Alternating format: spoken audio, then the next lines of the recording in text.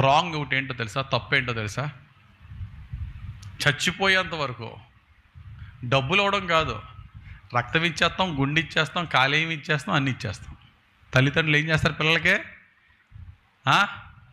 అమ్మ నీ గుండెకాయ ఇచ్చేట్టు తీసేసుకోరా అంటది. నాన్న ఒక కిడ్నీ ఇచ్చండి ఇచ్చేస్తాడు నాన్న. చాలా తప్పది. మన కొడుకు కానీ కూతురుకు కానీ పెళ్లి చేసేంతవరకే తల్లిదండ్రుల బాధ్యత. కొడుకులు కూడా అలాగే ఉండాలా, కొడుకులు కూతుర్లు కూడా అలాగే ఉండాలా. ఎలా ఉండాలా? పెళ్లి చేసుకున్నాం, మా నాన్న రిటైర్డ్, ఎన్నడూ కూడా నా బర్త్డేని వాళ్ళ మీద ఉండకూడదు.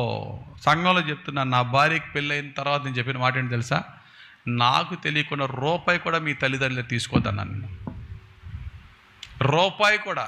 వాళ్ళిద్దరు ఎంప్లాయీస్, వాళ్ళ అమ్మ నాన్న, వాళ్ళకి పర్లేదు, ఎప్పుడైనా ఒకసారి తెచ్చుకుంటే డబ్బులు నేను ఎందుకు తెచ్చుకున్నావు, నీకేం తక్కువైందని. నేను నీకు బిర్యానీ పెట్టాననుకో బిర్యానీ తిను, గింజానం పెట్టాననుకో గింజానం తిను.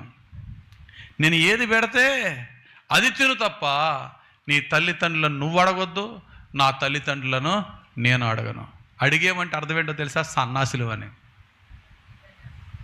పెళ్ళైన తర్వాత కూడా తల్లిదండ్రుల చేయి చాపే దౌర్భాగ్య స్థితిలో ఎప్పుడు ఉండకూడదు మనం. మీరు అనుకుంటారేమో మీకేంటంటే మీకు బాగానే ఉంది అలా కబుర్లు చెప్తారు అంటారేమో. ఓ సత్యం చెప్తున్నాను, సిగ్గు విడి చెప్తున్నాను. నాకు పెళ్ళయిన తర్వాత, నా పెద్ద కూతురు పుట్టిన తర్వాత ఫస్ట్ ఇయర్, సాధారణంగా ఎవరన్నా ఫస్ట్ ఇయర్ బర్త్డే ఉన్న దాంట్లో గ్రాండ్గా చేసుకుంటారు. నేను పెళ్ళి సేవకు వచ్చిన తర్వాత నా తల్లిదండ్రులు రూపాయి తీసుకోలేదు, నేను ఎప్పుడు అడగలేదు.